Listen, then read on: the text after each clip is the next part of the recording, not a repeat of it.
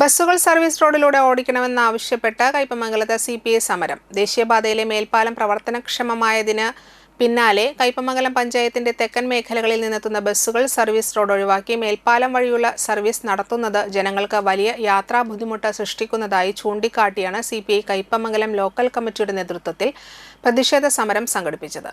പനമ്പിക്കുന്ന ഭാഗത്തു നിന്ന് വടക്കോട്ട് പോകുന്ന ബസ്സുകൾ സർവീസ് റോഡ് ഉപയോഗിക്കാതെ മേൽപ്പാലം വഴി കടന്നു പോകുന്നത് മൂലം സർവീസ് റോഡിനോട് ചേർന്നുള്ള പ്രദേശങ്ങളിലെ യാത്രക്കാർക്ക് ബസ്സുകളിൽ കയറുന്നതിനും ഇറങ്ങുന്നതിനും ഏറെ പ്രയാസം നേരിടേണ്ടി വരുന്നതായി നാട്ടുകാർ പരാതിപ്പെടുന്നു. സ്കൂൾ, കോളേജ് വിദ്യാർത്ഥികൾ, തൊഴിലാളികൾ, വയോജനങ്ങൾ തുടങ്ങി നിത്യേന പൊതുഗതാഗതത്തെ ആശ്രയിക്കുന്നവരാണ് ഏറ്റവും കൂടുതൽ ദുരിതം അനുഭവിക്കുന്നത്.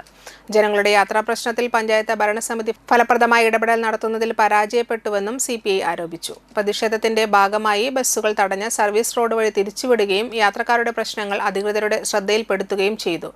വിഷയത്തിൽ അടിയന്തര നടപടി ആവശ്യപ്പെട്ട് RTOയ്ക്കും പോലീസിനും പരാതി നൽകിയിട്ടുണ്ടെന്ന് നേതാക്കൾ പറഞ്ഞു. സർവീസ് റോഡിലെ കുഴികളും തകർച്ചകളും പരിഹരിച്ച് ഗതാഗത യോഗ്യമാക്കാൻ ദേശീയപാത അതോറിറ്റിയെ കൊണ്ട് ആവശ്യമായ നടപടികൾ സ്വീകരിക്കുന്നതിന് ബന്ധപ്പെട്ട അധികാരികൾ മുൻകൈയെടുക്കണമെന്നും അവർ ആവശ്യപ്പെട്ടു. CPI നേതാക്കളായ ER Joshi, MD Suresh, PK റഹീം, നജീറ നൂറുദ്ദീൻ, ദിവ്യ Aneesh, Naushad കില്ലാടി, PH Abdulla, Ali Askar, ES Satheesan, Soman കോതങ്ങത്ത്, CA Dharmadas, KR Prasad, CC Vipin, Ajith Krishnan, Ashraf Thandassery എന്നിവർ നേതൃത്വം നൽകി.